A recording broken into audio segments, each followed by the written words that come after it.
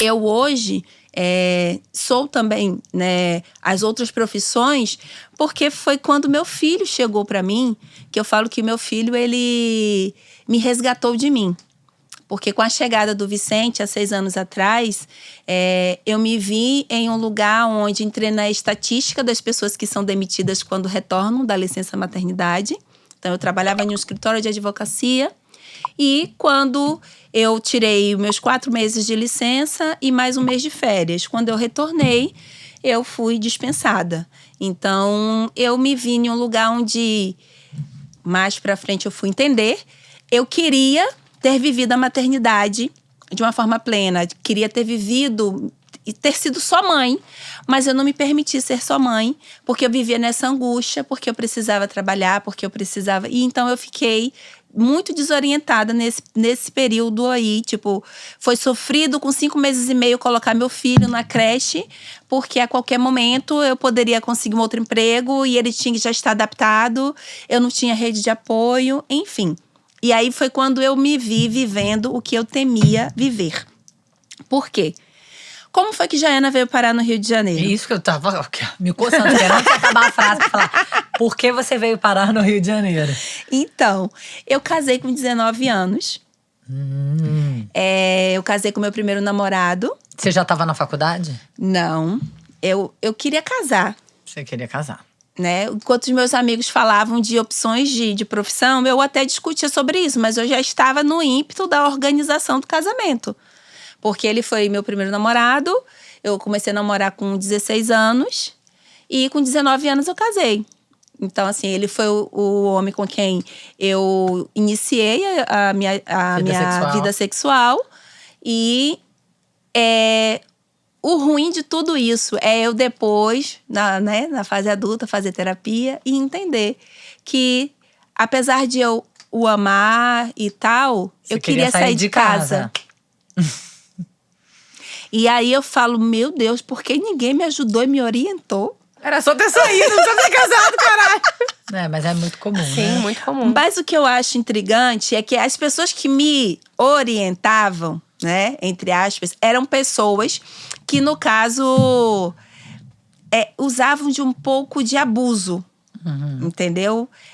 Por exemplo, eu tinha um chefe, porque nessa época eu fazia estágio na Secretaria da Fazenda, que ele falava, nossa, mas você é muito bonita. Pra que você quer casar? Pra que inventar de casar tão nova?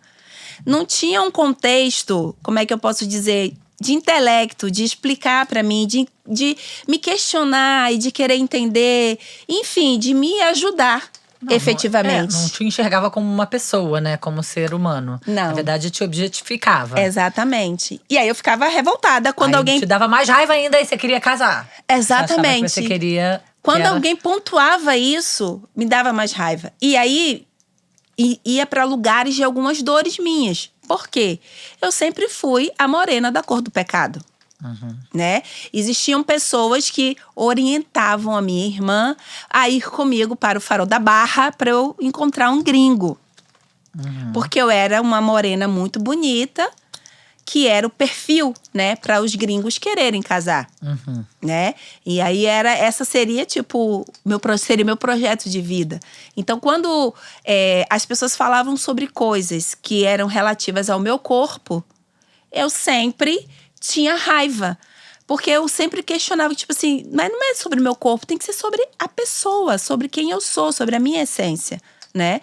Então, era sempre nesse contexto.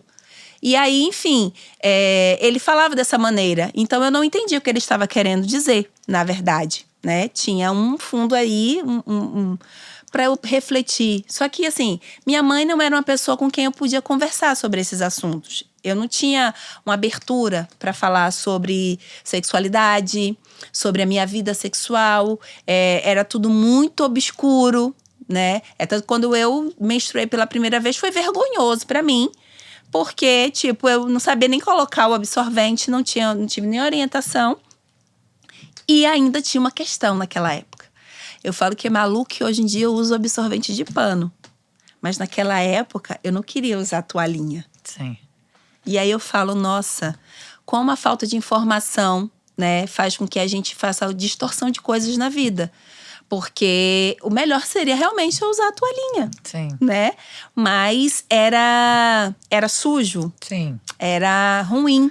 Naquela época era um sinal de que você não tinha dinheiro pra comprar um absorvente descartável. E aí, Jaiana, com 12 anos, foi quando eu menstruei, eu comecei a vender revista.